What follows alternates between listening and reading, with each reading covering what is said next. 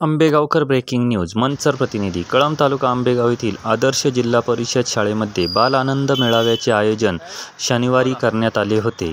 या मेळाव्यामध्ये शाळेतील 194 मुलामुलींनी सहभाग नोंदवला. यावेळी शाळेतील मुलामुलींनी एकूण 60 दुकानांची मांडणी केली होती. यातून जवळपास 30,000 रुपयांची उलाढाल झाली असल्याची माहिती शाळेच्या मुख्याध्यापिका सुनंदा भालेराव यांनी दिली आहे.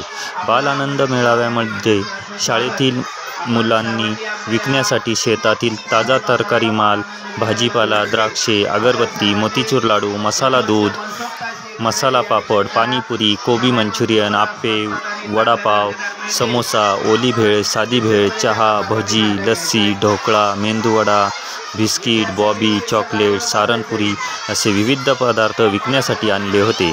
या बाजारानिमित्त शाळा व्यवस्थापन समितीचे माजी अध्यक्ष तथा माजी उपसरपंच गंगाराम भालेराव, माजी उपसरपंच डॉ. सचिन भालेराव, शाळा व्यवस्थापन समितीचे अध्यक्ष सुनील भालेराव, उपाध्यक्ष प्रिया भालेराव, शिक्षक माता पालक संघाचे उपाध्यक्ष निलेश कानडे, मुख्याध्यापक बाळासाहेब कानडे, राजेंद्र भालेराव, शाळा व्यवस्थापन समितीचे सदस्य बाळासाहेब भालेराव, इसाक शेख, सोनल कहडणे, राजश्री भालेराव, मनीषा साळवे यांच्यासह पालक, ग्रामस्थ, शाळेतील विद्यार्थी मोठ्या संख्येने उपस्थित होते.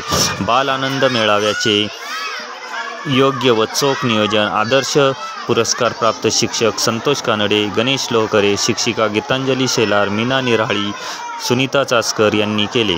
बाल आनंद मेळाव्यातून लहान मुलामुलींना व्यावहारिक ज्ञान प्राप्त व्हावे या उद्देशाने शाळेमध्ये बाजाराचे आयोजन करण्यात आले असल्याचे मुख्याध्यापिका सुनंदा भालेराव आणि शाळा व्यवस्थापन समितीचे अध्यक्ष सुनील भालेराव यांनी सांगितले. यावेळी पालकांनी व आलेल्या मान्यवर मंडळी व ग्रामस्थांनी तसेच शाळेतील मुलामुलींनी खाऊचा आस्वाद घेतला व मुलांच्या खाऊ गल्लीतून इतर साहित्यांची खरेदी केली.